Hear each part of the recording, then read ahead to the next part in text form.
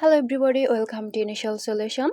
In today's tutorial, I will show you how to add footnotes in Google Docs. So let's start the video.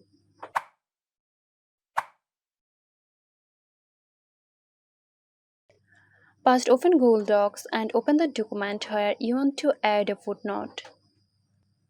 Now click your cursor at the end of the word or sentence where you want the footnote to appear. Then go to the top menu and click on Insert.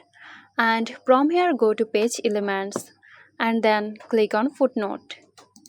Now you can simply type your reference, citation or additional information. So Google Docs will automatically number each new footnotes in order.